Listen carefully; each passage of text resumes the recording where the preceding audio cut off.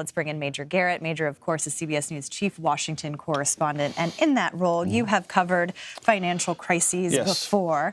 All the way back to the savings and loan crises of the early 1990s. So, yes. Okay. So a wide span of instances where regulators, Congress, and administrations have to intervene. And this is another example. So this is another example. But how is this different from 2008? Okay, we're all traumatized economically and psychologically by what happened in 2008 and 2009. Look, and I'm not a financial analyst or an expert, but I do have some experience with what happened then and how it differs from what we're going through now. Back then, there was a system-wide problem of financial institutions getting involved in purchasing or reselling what were called collateralized debt obligations, essentially mortgages wrapped up into financial objects that were sold on the market and repurchased. And everyone was in on that. And when those began to collapse in value, everyone was affected by that loss, that immediate loss in the value of an asset they thought would continue to appreciate. And that created a domino effect throughout the entire financial system. That's why Congress had to intervene so dramatically, and bailouts became a toxic word in terms of politics.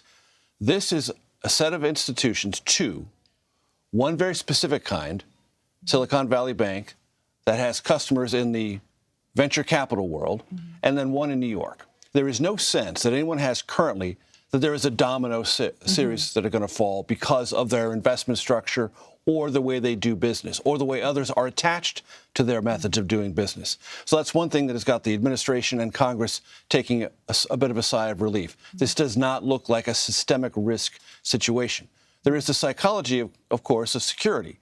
And if people with deposits begin to get nervous, that psychology can take on a life of its own. That's why the administration stepped in so rapidly. The president spoke this morning, but the fundamental news that he conveyed was conveyed yesterday, giving all the markets, not only in America, but in Asia and Europe, time to digest that. And when they calmed down, essentially they were volatile, but there was no crashing anywhere, not in the Asian markets, not in the European markets, not in the American markets. That is an early sign of stability. Now, what's interesting here, too, is that you mentioned the term bailout has become this politically toxic word. It has really started, to shape politics after 2008 in both parties. You've had these kind of populist elements. Sure. But what's just interesting today is that you're not seeing a lot of blowback from Republicans here, for example. I mean, you're actually seeing some bipartisan support for at least this action that was taken over the weekend.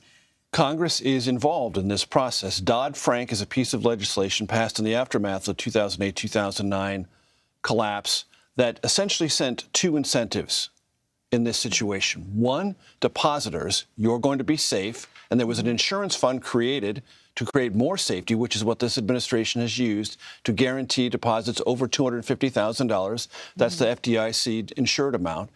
And then the other incentive is to investors and boards of directors. You don't get protected.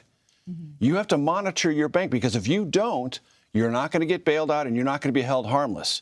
You're actually going to be held to harm on what you've invested and what you can be sued for. So the incentive structure is fundamentally different than it was between 2008 and 2009. Congress, having written that legislation, is seeing it work out and finding that it is holding this situation and the system together as intended.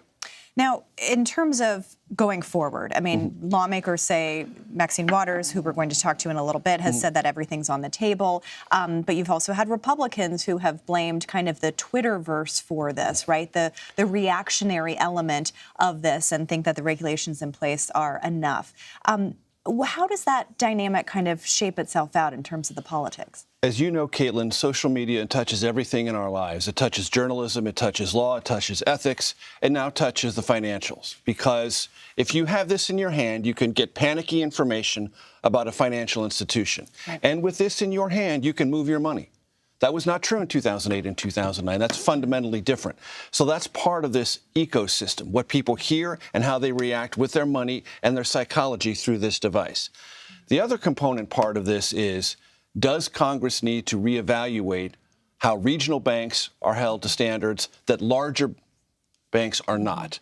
Larger banks have to hold larger capital reserves in case there is a quote-unquote psychological run. Regional banks are held to a less aggressive regulatory standard in that way. Do you need to reevaluate that? all of that will be revisited. And that'll be interesting to see how that is revisited in a divided Congress, but at least some members on the same page, at least in terms of some action needing to be taken here. I do want to switch gears a little bit because we just have some new reporting from our political director, Finn Gomez, who is actually traveling with former President Donald Trump today in Iowa, and he was asked about Michael Cohen, calling him a sick person. He says he was a convicted felon and he's a convicted liar. That's what he says. So does that sound like someone who is nervous about testifying? Well, it certainly sounds like someone who has talked to his potential defense counsel about how to portray Michael Cohen. Mm-hmm. And if you remember, Michael Cohen's convicted of lying on whose behalf? Mm-hmm. Michael Cohen's, yes, but not nominally, but directly former President Trump. Yeah. Who was he was his fixer. Who was he fixing things for? Mm-hmm. Michael Cohen, yes, nominally, but principally for former President Trump. That matters. We will see that unfold. Thank you very much for covering all of that for us, Major Garrett. Good to see you.